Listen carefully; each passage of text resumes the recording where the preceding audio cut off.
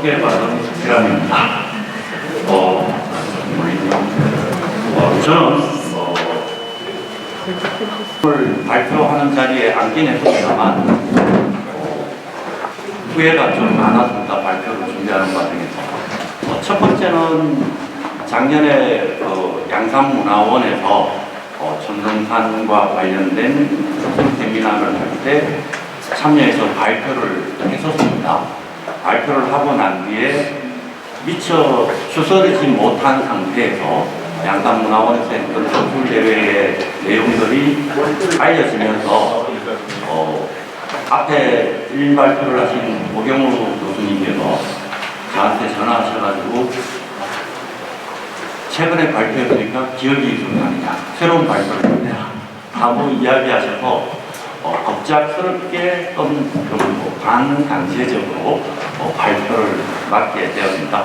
사실은 하나의 발표를 하고 그 다음 발표를 동일한 주제로 한다고 하더라도 그 다음 발표를 준비할 때까지는 읽는 기간이 필요하기 마련인데 미처 다 익히지 못한 상태에서 오늘 발표를 하게 되어서 조금 부족한 부분들이 많을 거라고 생각합니다.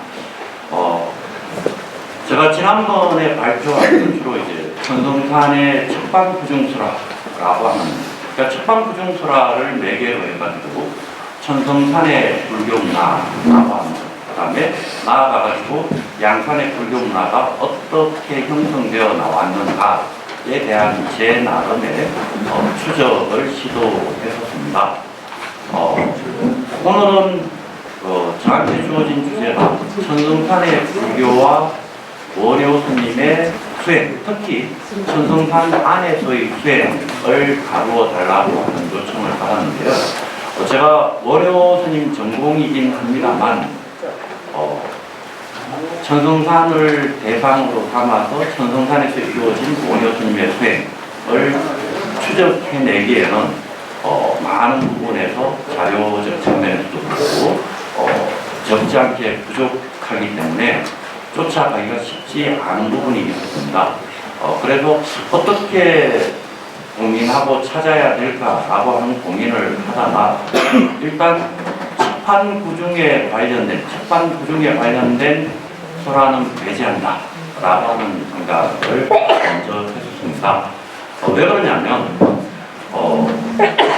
제가 지난 논문에서도 발표했지만 천성산이라고 하는 명칭은 구한말 근현대기 식민지 통치 시기, 그러니까 일본에게 국권을 상실했던 시기에 본격적으로 사용되기 시작했고 지금 현재는 천성산이 주 명칭이 됩니다만 조선시대 내내 원적산과 천성산이라고 하는 명칭을 같이 썼고요.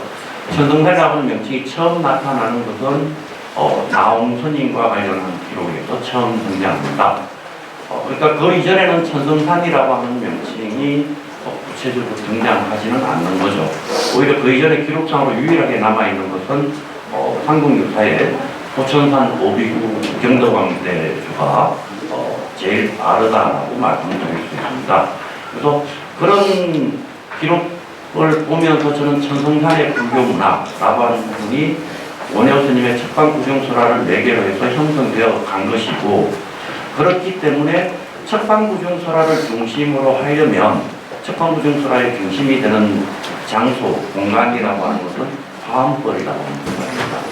그래서 이 화엄벌이라고 하는 공간을 다루려면 원효 스님에게 있어서 독특한 화엄의 수행을 다루어야 되는데, 이 화엄의 수행을 대중이 함께하는 세미나에서 논의하면 너무 재미가 없는 거죠.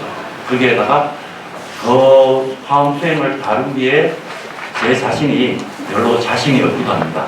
그래서 이건 좀 배제해야 되겠다. 그리고 천성산 안에 나머지 설화들, 저번 작년에 준비하면서 쭉 조사를 한 차례 하고 둘러봤는데 나머지 설화들 중에 척방구중설화와 직접적으로 연관되지 않는 설화들이 있습니다. 그래서 그쪽 설화들을 집중적으로 확인을 하면서 거기에 나타난 설화의 특징이 무엇인가, 그리고 그 설화에서 보면 천성산 안에서 천성산의 불교가 주목한 원효 스님의 수행은 어떤 것인가 라고 하는 고민을 조금 진전시켜 봐야 되겠다라고 하는 생각을 했습니다. 왜냐하면 거기에서 더 나아야 원효 스님의 화엄신앙, 화엄수행, 천성산의 화엄불 설화에 이른다라고 생각했기 때문에 다음에 한 번 더 아마 홍영사 스님께서 저를 불러주실 거라고 생각하고 화엄을 관련된, 화엄신앙, 화엄수행에 관련된 부분은 조금 배제됩니다. 그래서 오늘 발표는 홍영사에서 진행하지만 홍영사 주임님 별로 마음에 안 드실 거예요. 낙수사, 그러니까 홍영사에 관한 기록은 제가 배제됩니다. 왜냐하면 요 홍영사까지 화엄벌과 관련되어 있는 연결고리 증상이 있습니다. 그래서 그 부분들을 먼저 말씀드리고요. 제 논문의 앞부분은 대략 어떤 지금 말씀드린 내용을 어린 말로 들으시면 될 것 같고요.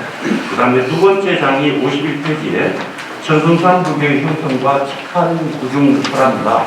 칙한 구중설화와 관련된 부분은 제가 조금 전에 이야기 드리면서 간략하게 말씀드렸는데 제가 조사해 본 바로는 800년대 초반에 세워진 원효 스님의 비서, 그러니까 보선사 서당 화상 비문 안에 보선사 안에 연못이 어떻게 생겼는가를 설명하는 기록이 있는데 그 구절에 당나라 절에 일어난 불을 끄기 위해서 대야에 담긴 물을 던졌는데 그 물이 날아가가지고 당나라에 불을 끄고 그 앞에 던지는 와중에 원효 스님의 발치에 떨어진 물이 보선사의 저수지가 되었다라고 하는 기록이 있고요. 저는 아마 이 기록이 척반설화의 가장 최초 원령이 되었을 거라고 생각합니다. 다만 여기에는 소반, 반 이런 기록은 등장하지 않습니다. 그리고 조금 더 지나면 960년대 송구성전 안에 이 소반을 던져서 대중을 구했다라고 하는 설화가 나타나거든. 대략 기록상으로 조금 더 빠르게 나타나는 게 1500년대 말쯤에 기록되는 천성산 운흥사 사적에 보면 척반구중설화에 원정되는 기록들이 나타납니다. 아주 이야기처럼 전성처럼 제대로 많은 내용을 다 품고 나타나는 건 아니지만 원령이 나타나는데 천성산 운흥사가 울주 본쪽에 있죠.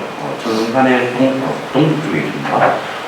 이 운흥사 사적 기록을 참고하면 기록 자체는 1500년대 말 1600년대 초반에 이루어지지만 형성 자체는 운흥사의 전성기를 생각하면 고려 말에서 조선 전기 사이가 될 겁니다. 조선시대에서 고려 말 사이에 가장 많은 불교 서적을 개판한 인쇄한 사찰 중에 하나이기 때문에 그 사찰을 중심으로 저는 오히려 이 불광사 척판 암의 척반 기록이 확산되어 가는 게 아닙니다. 그리고 그게 천성산 전체의 원효 스님의 불교라고 하는 것을 원래 있었던 흔적을 더 강화하고 거기에 새로운 설화가 더해지면서 천성산 전체가 뒤덮여 나가게 되는 그런 결과가 있지 않았나라고 하는 내용으로 지난번에 발표를 했고 그 발표 내용을 요약한 부분이 56페이지까지입니다. 56페이지부터 이제 이 척반구중설화 그리고 화엄을 배제한 천성산에 나타나는 원효 스님의 설화들을 조금 먼저 살폈는데요. 57페이지에 보면 원효왕과 의상대라고 하는 설화가 있습니다. 제가 오늘 발표는 주로 이 설화가 핵심 4개 차례입니다. 잠깐 읽어보면 신라 선도광 때 원효대사와 의상대사가 결의행제를 맺고 양주 원효산의 원효왕과 의상대에서 각각 수도에 들어갔다. 7년이 지난 늦가을 밤 어느 부인이 찾아와 하룻밤 쉬어갈 것을 간절히 칩니다. 의상은 거절했으나 원효는 여인을 받아들였다. 게다가 여인이 상기가 있자 아이를 받은 후 여인의 원대로 목욕을 시켜주었다. 여인은 원효에게 자신이 씻은 물에 목욕할 것을 권하고는 아이와 함께 사라졌다.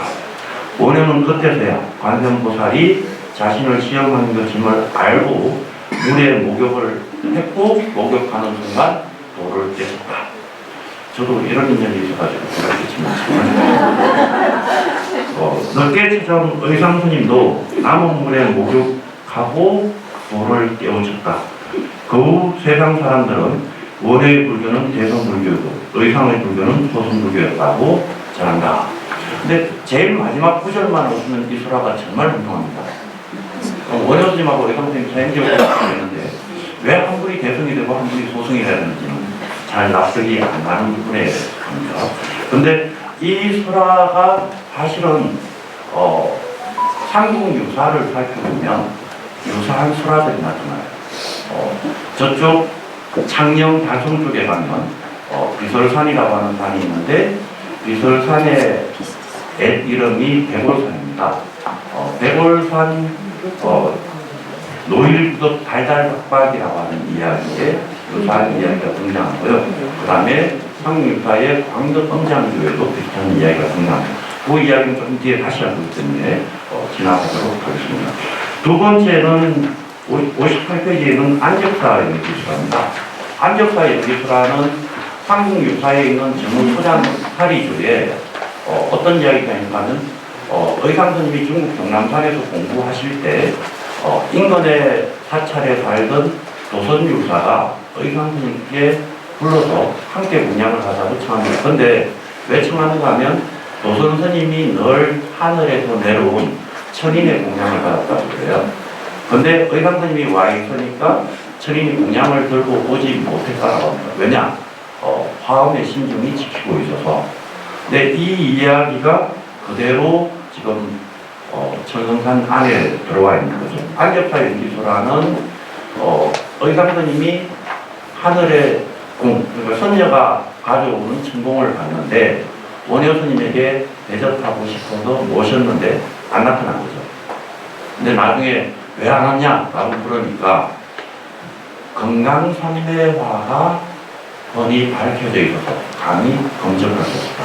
이때 금강산매화는 금강산매경론이라고 하는 원효스님의 사상을 이야기하는 겁니다.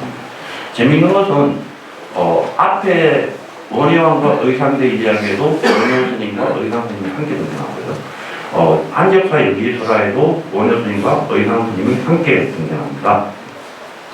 그 다음에 세 번째 이야기가 50페이지에 있는데 석탑사의 이야기입니다.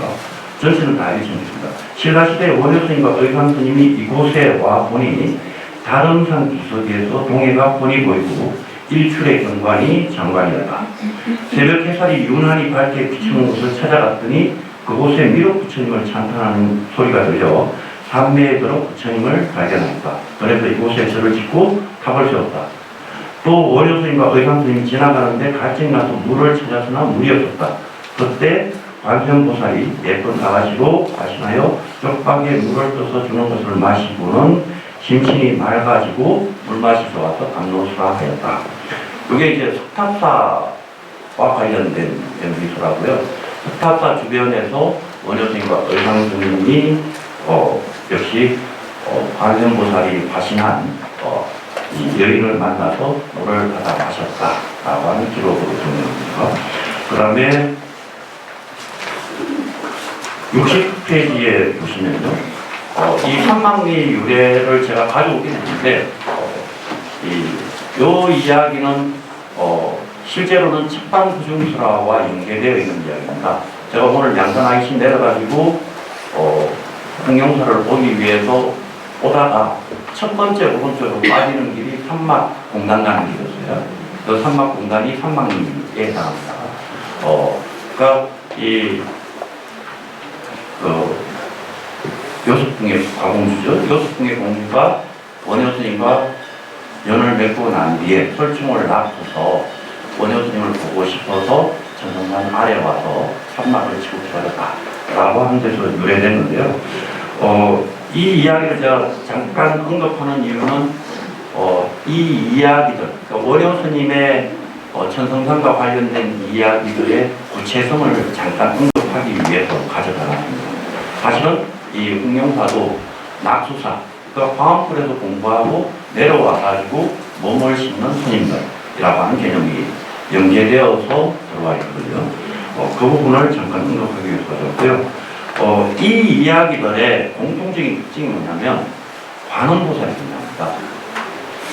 네, 관음보살은 기본적으로 넓게 보면 관음신앙이 경치학적으로 연결되는 경우도 많지만 대체로는 정토신앙과 관련되어서 이 관음보살 신앙이 나타나는 경우가 대부분이라고 하는 거죠. 그래서 저는 왜 척방구종설화 외에는 화음과 관련된 설화 외에는 다 관음보살이 연결될까라고 하는 부분에 조금 주목을 해봤는데요. 역시 그 이유는 이 천성산에서 가장 처음 형성되었던 불교, 그 천성산에 처음 시작되었던 불교를 보여주는 게 포천산 오비구 경덕왕대조입니다. 포천산 오비구가 촛불에서 수행을 하다가 아미타를 부르는 수행을 하다가 서강에 왕평하게 되죠. 서강에 왕평하는 과정에서 이 풍도사에 들러서 풍도사 승려들에게 재본무화와 무상과 공을 하고 육신이 거기에 떨어지고 서쪽으로 왕평했다라고 하는 기록이 등장합니다. 이게 사실은 양산 지역에서 영축산이 아닌 건너편에 천성산이 역사 기록에 등장하는 첫 번째 기록입니다. 그리고 불교와 관련된 기록에도 첫 번째에 나옵니다. 그래서 이 천성산의 불교의 시초에 있는 포천산 오비구조의 정토왕생신앙, 그 다음에 정토왕생을 위한 수행, 그 다음에 이 천성산의 북쪽에서 오랫동안 주석하면서 공부했던 원효 스님과의 인연관계, 이런 부분들이 연결되었을 때 원효 스님을 매개로 삼아서 조금 더 적극적으로 천성산에서 수행하는 이들, 천성산에서 수행의 대상이 되는 불교 사원들, 그리고 그 사원을 찾는 불자들이 어떤 수행과 신행을 해 나갈 건가라고 하는 고민을 할 때 가장 먼저 포착되고 주목되었던 부분이 저는 화음이 아니라 위타, 전투, 신앙과 수행이라고 생각을 합니다. 이 생각을 가지고 논문을 썼는데 오늘 공명사 들어오니까 관음보살님이 계시는 관음지더라고요. 그래서 내가 제대로 지금 찍어놨다 라고 하는 생각도 잠깐 한 상태에서 이야기를 하게 됩니다. 지금 앞에 드린 이야기 설화의 가장 핵심이 되는 것은 원양으로 의상대 설화인데요. 이 이야기의 원형이 되는 노일부덕 달달박박, 사실은 제가 원형이 된다고 했지만 어느 게 원형이 되는지는 잘 모르겠습니다. 왜냐하면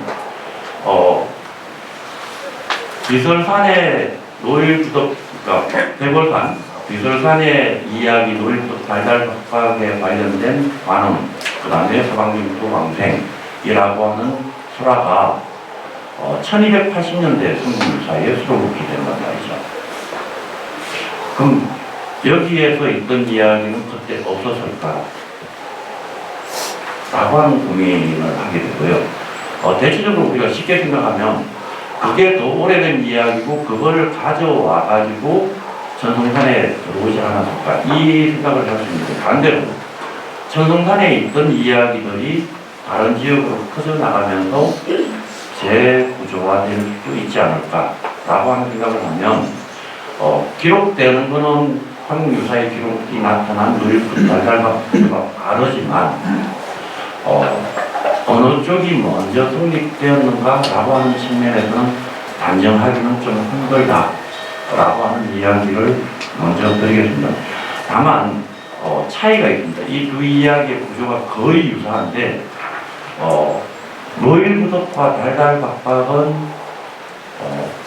서방에 왕생을 하죠. 그런데 원효스님과 의상스님은 물에 목욕을 하고 깨달음을 얻습니다.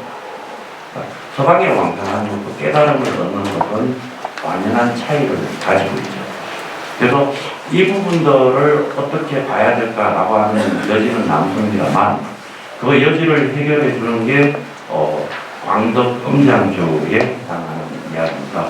그 광덕검장도에 해당하는 이야기를 제가 65페이지에 올려놨습니다. 이 광덕이라고 하는 이하고 엄장이라고 하는 사람이 신라 문무왕께서 그래서 원효 스님과 동일한 시대의 사람이죠. 근데 둘 다 제가에 있으면서 성녀의 수행을 하는 거예요. 그러니까 제가성이라고 하는 그런 개념 혹은 제가보살로서 수행을 하는 이들이라고 볼 수 있습니다. 보면 광덕은 부인과 함께 살았고 엄장은 혼자서 산속에 논밭을 갈고 수출 보면서 살고 있는 그런 사람입니다. 근데 어느 날 광덕이 먼저 왕생을 하게 된 거죠. 그 광덕이 왕생한 소식을 부인이 엄장에게 전했는데 엄장이 장례를 치고 난 뒤에 같이 살게 했습니다. 그래서 같이 살아요. 근데 같이 살기 시작한 날 밤에 끌어안으려고 하니까 여인이 정색하고 이야기를 하죠. 남편이 수행하고 신행을 통해서 왕생하기에 이를 때까지 단 한 번도 나와 잠자리 하지 않은 적이 없다. 그러니까 엄장이 설마 그럴 리가 라고 했는데 정색을 하고 하는 이야기를 들으니 과연 그런 것 같다라고 합니다. 그래서 엄장이 크게 반성을 하고 이 위기 내 친구 내 도반 광덕은 수행을 통해가지고 성취를 했는데 나는 성취를 못했으니까 이 성취를 이루려면 어디로 가야 될까? 그래서 원효 스님을 찾아갑니다. 원효 스님을 찾아가니까 원효 스님이 삭관법을 가르쳤다. 그리고 엄장이 이 삭관법에 따라서 수행을 하고 전투에 왕생하게 되었다라고 하는 이야기가 나오고요. 그 이어지는 부분에 이런 스님이 간단하게 해설을 붙였는데 여기에서 나온 삭관법을 그대로 쟁관법이라고 하는 명칭을 사용하면서 원효 스님의 본전, 정기와 해동 고성전의 이 쟁관법에 대한 설명이 나온다라고 붙이고 있습니다. 그런데 쟁관법을 담고 있는 원효 스님의 정기, 그 다음에 해동 고성전은 현재까지 남아있는 부분에는 안 들어있습니다. 원효 스님의 본전은 남아있지 않고 해동 고성전에는 원효 스님의 정기 부분이 들어있지 않아요. 남아있는 거예요. 그러다 보니까 쟁관법이 뭔지 모르는데 이런 스님의 내 이야기 내용을 보면 앞에서 삭관법을 이야기했는데 앞에 삽이라고 할 때 삽은요 우리가 삽이라고 할 때 말 그대로 흑하는 삽 이게 삽입니다. 그래서 삭관법 할 때 삽은 흑하는 삽을 이야기합니다. 그 다음에 쟁은 징을 이야기해요. 징을 이야기하는데 징하고 삽은 완전히 다른데 앞에 광덕 엄장교의 이야기 안에서는 원효 스님이 삭관법을 가르쳤다고 그러고 이런 스님이 그 뒤에 붙인 부분에서는 원효 스님이 원효 스님의 쟁관법은 원효 스님의 정기하고 해동고성전 안에 들어있다라고 설명을 하고 있습니다. 근데 이 부분에 대해 가지고 학자들이 고민을 합니다. 삭관, 쟁관, 글자를 잘못 쓴 걸까? 근데 글자를 잘못 썼다고 하기에는 판문들마다 다를 것 같아요. 앞에서는 삽을 쓰고 뒤에서는 쟁을 씁니다. 그래서 삽하고 쟁이 같은 말 아닐까?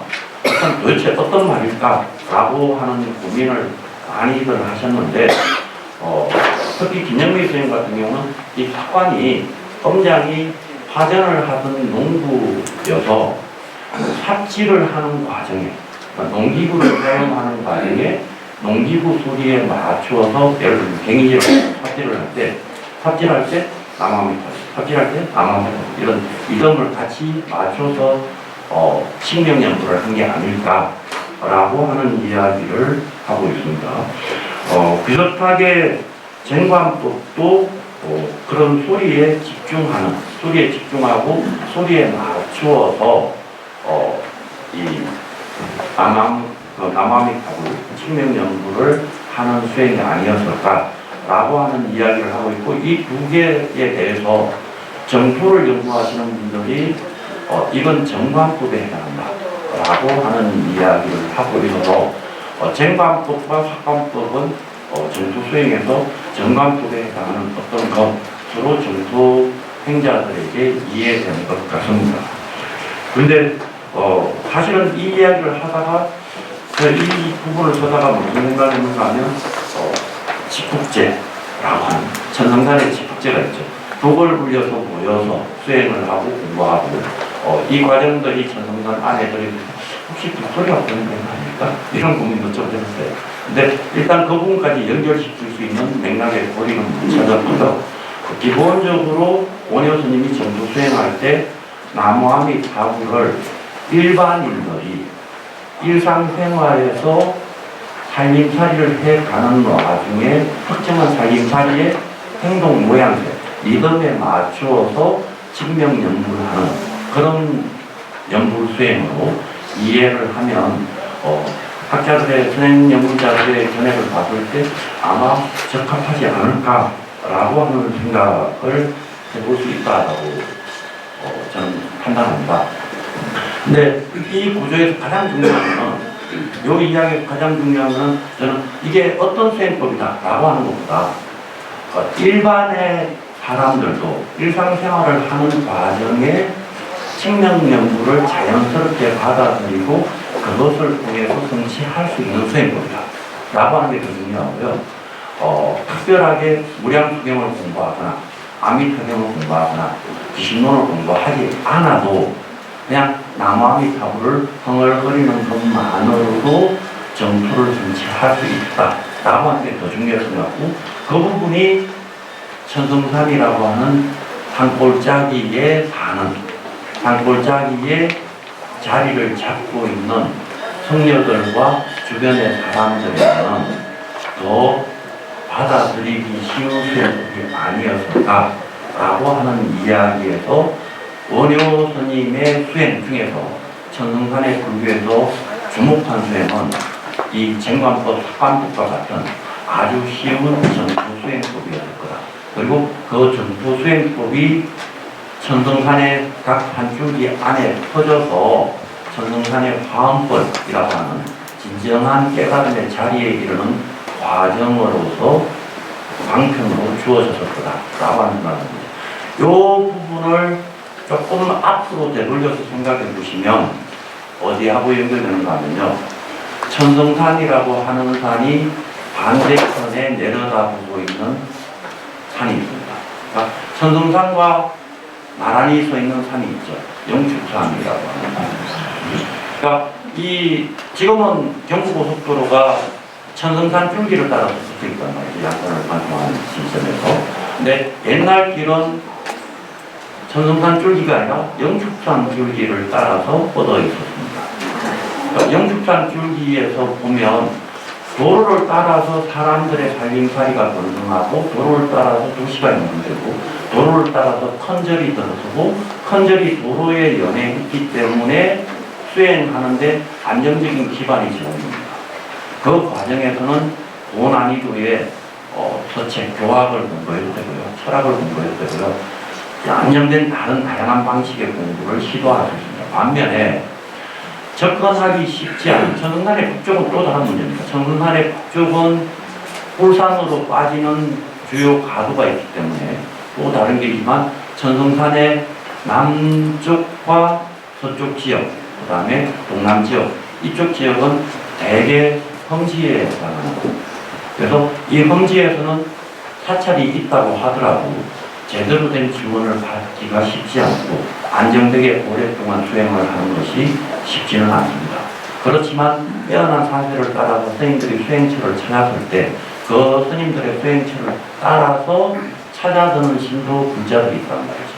그 불자들이 쉽게 가져갈 수 있는 수행법에 어떤 게 있을까라고 하는 게 고민이 될 수밖에 없고, 그 고민에서 원래 천성산과 인연이 있던 원효라고 하는 인물, 근데 원효라고 하는 인물이 화엄에서 주목받지만 이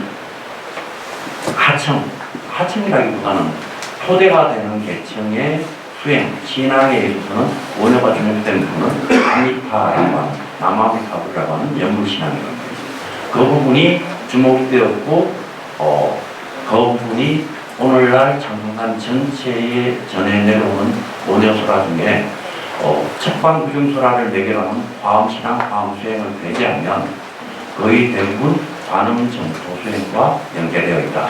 그래서 천성산의 불교는 첫 번째로 화음을 궁극적으로 가져오긴 하지만 실제 방편으로서 제시하고 내놓은 것은 관음 신앙을 매개로 한 정토 수행이었다라고 볼 수 있다고 저는 판단합니다. 제 발표는 여기서 마치겠습니다. 감사합니다.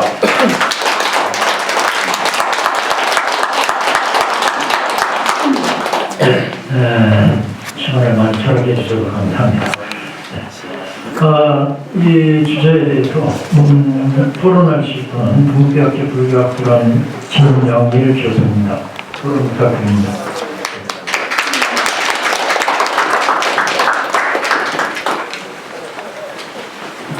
저는 그 책을 읽겠습니다. 60회입니다. 원효 성사의 숨결이 살아있는 천성산에 오니 성사의 부드러운 미소를 보는 듯하여 설레는 마음을 감출 수 없습니다.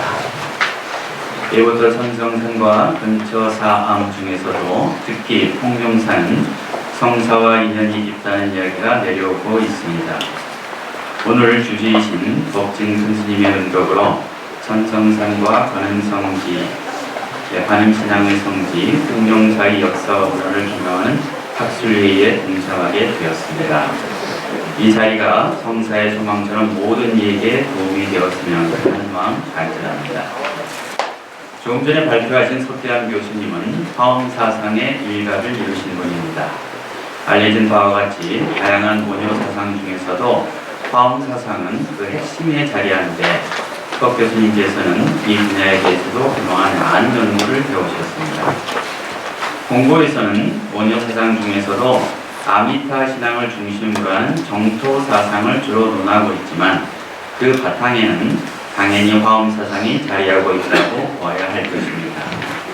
본고는 크게 4부분으로 구성되어 있습니다. 그 이하 부분은 제가 보기에 이제 그 내용을 요약하는 것이거든요. 그러니까는 나중에 읽어보도록 하시고, 그 다음 70페이지 쭉 밑에 보신 마지막 문장입니다. 거기서부터 읽어보겠습니다. 이제 본고를 읽으면서 궁금하게 여기게 된 점을 몇 가지 말씀드리겠습니다. 첫째, 광덕 엄장조에서 원효성사가 엄장에게 가르쳐 주었다는 관법이 삽관법인지 쟁관법인지 아니면 정관법인지 궁금합니다. 쟁관법은 장유혁 선생님이 특별한 논평 없이 하신 말씀이고, 삽관법은 이영미 선생님이 여러 근거를 제시하며 하신 말씀이며, 정관법은 수행이라는 의미로 모아서 일반적으로 그렇게 짐작하는 것으로 알고 있습니다. 그런데 삼국유사의 3가지 판본을 비교해보면 실제로 글자를 쓸 때 삽자와 쟁자를 혼동할 수도 있겠다 하는 생각이 듭니다. 광덕 엄장조 왕생담 부분에서는, 그러니까 이제 삼국유사의 광덕 엄장조에 이제 삽자 쟁자에 관한 게 2번 나오는데요. 이 왕생담 부분에서는 규장각본, 범어사본, 고려대본, 오수 삽자로 되어 있고, 그러니까 이제 이 옛날에 쓰니까 삽자가 현재는 안 쓰이기 때문에 글자가 없어서 제가 풀어서 이렇게 붙여서 써놓은 겁니다. 이련의 언급 부분에서는 범어사본은 앞과 같고, 규장본복과 고려대본에서는 쟁으로 되어 있습니다. 삼국유사에 쓰인 삽은 삽의 이체자로 요즘에는 쓰이지 않은 글자로 보이는데 쟁과 거의 같습니다. 그러니까는 그 글자를 보시면 이제 그 삐침표가 차이가 있고, 그 각자 왼쪽에 터졌냐 붙였냐 이런 사소한 차이가 있는데 필사할 때는 거의 비슷하기 때문에 혼동할 수도 있겠다는 생각이 들었습니다. 이 점에 대해서 발표자께서는 의미상으로 보면 정관법의 일종에 해당하는 것으로 보이고, 엄장이 화전을 하는 농부였다는 사실을 고려하면 삽관법이 더 적절해 보이기도 하며, 차별심을 벗어나 무차별심에 이르는 일념의 측면이다 하는 점에서 보면 어느 쪽으로 해석해도 된다, 무리는 없다, 이렇게 말씀하고 계십니다. 마치 그 파쟁하는 것과 같은 용법으로 지금 말씀을 하고 계십니다. 모두 의미 있는 말씀이시지만 특히 세 번째 부분은 매우 특별하게 들리는데 선생님 견해에 대한 추가 설명을 부탁드립니다. 아까도 설명을 하셨는데 좀 더 자세히 설명해 주셨으면 하는 뜻입니다. 둘째, 관법의 의미를 더 깊게 밝히기 위해서 서철원 선생님의 언급을 인용하셨는데 그 인용문에 대한 견해가 궁금합니다. 인용문에 의하면 원효성사와 엄장은 여성에 대한 욕망 때문에 고뇌한 경험이 있는데 한때 욕망이 있었음에도 불구하고 깨달음에 이른 공통점이 있다고 합니다. 그리고 그 동질감을 바탕으로 성사가 엄장과 같은 사람을 위해서 적절한 수행법을 창안할 수 있었고 그를 더 설득력 있게 가르칠 수 있었다. 이렇게 되어 있습니다. 예, 그런데 이것은 제 생각인데요. 그런데 엄장과 원효성사가 여인과 인연이 있었다는 것은 사실이지만 서로 동질감을 느꼈다고 할 수 있을지 의문이 듭니다. 엄장의 경우는 한때 친구의 아내였던 여인과 동침하려고 하였고 원효성사의 경우는 유속공주와 사랑에 빠졌다는 점에서 여인과 인연이 있는 것은 사실입니다. 하지만 행위보다는 동기를 중시하는 대승계율, 이게 법망계에 의하면 엄장은 욕망을 넘어서지 못하였지만 성사의 경우는 그것을 넘어선 경지로 보아야 할 듯합니다.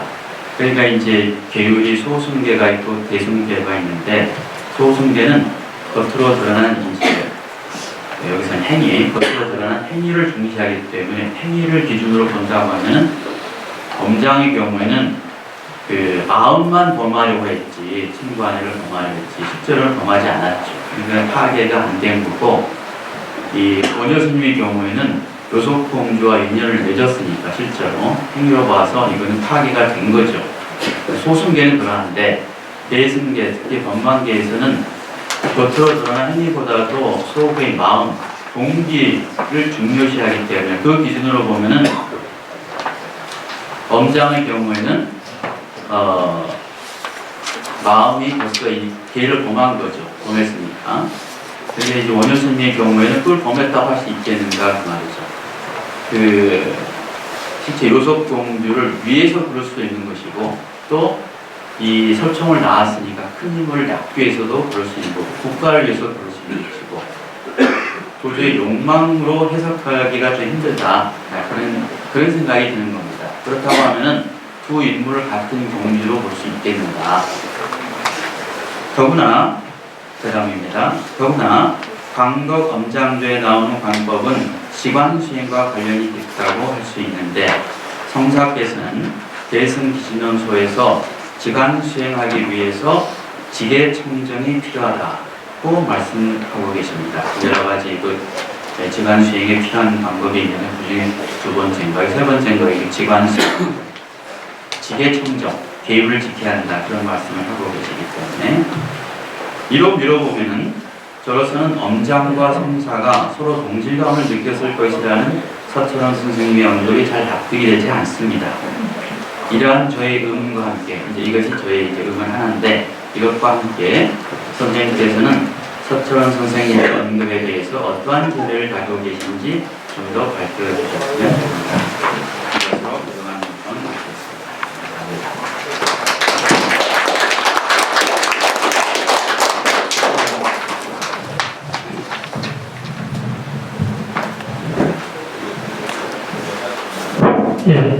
예, 김영길 교수님의 논평이 있었습니다. 지적하신 부분은 세 부분인데, 먼저는 쟁관법, 특관법, 정관법에 대한 추가적인 설명을 부탁을 하셨고, 두 번째는 엄장과 원성사에 대한 말씀에서 계율적 의미 이쪽에서 한번 말씀해 주셨으면 좋겠고, 아울러서 서철원 선생님이 언급에 대한 부분 같이 한번 말씀해 주시면 되겠습니다. 네, 너무 꼼꼼히 읽어주셔서 감사드리고요. 선생님께서 하신 논문에서 제가 화음을 원효 선생님은 화음을 잘 안다고 이야기하셨는데 원효하면 화생이죠. 화생의 전문가가 얘기하십니다. 그래서 지금 선생님께서 대개 3가지 정도를 지목을 해주셨는데요. 마지막 것부터 말씀을 드리겠습니다. 광덕검장주에 나오는 관법은 지방과 관련된 관법이 아니라 아마 관무량 수경의 광경 수행과 관련된 관법이기 때문에 지계청정을 말하는 부분은 아닐 것 같고, 이거 잠깐 이 혼동이 올 수 있는 부분이 아닌가라고 하는 학관 정관이라고 하는 명칭만 나오기 때문에 광경 수행에 해당하는 관법이라고 봐야 될 것 같고요. 이렇게 책임을 회피해 갑니다. 직접 지인들과 마찬가지로 기회해서. 그 다음에 서철원 선생의 언급을 인용을 했는데, 제가 이 언급을 부적절하다고 선생님 생각처럼, 선생님 지적처럼 부적절하다고 생각하면서도 가져온 이유가 있어요.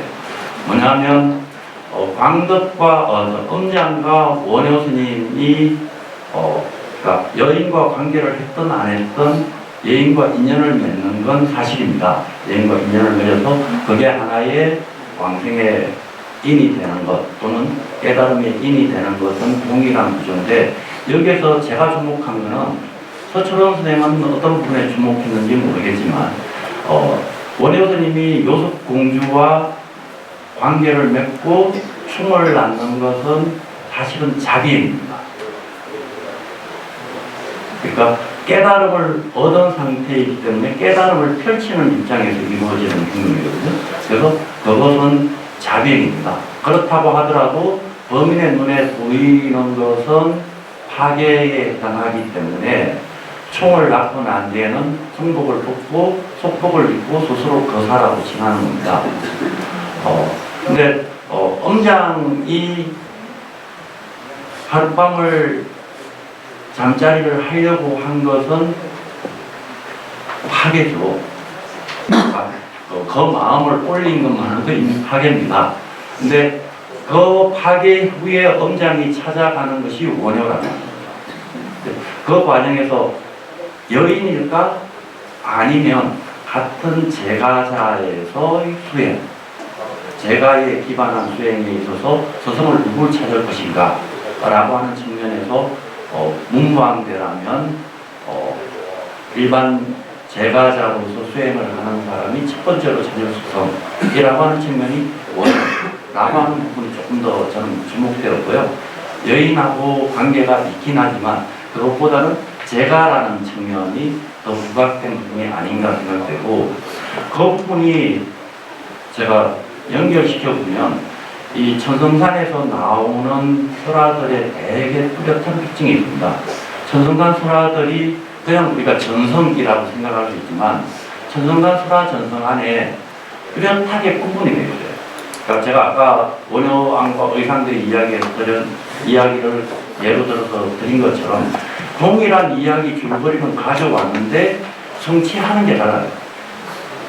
그러니까 노일북 달달록방이나 광덕이나 음장은 서방이 왕성하지만 원효와 의상은 똑같은 과정을 겪고서 깨달음을 성취합니다. 그건 전혀 다른 구조를 가져가는 거죠.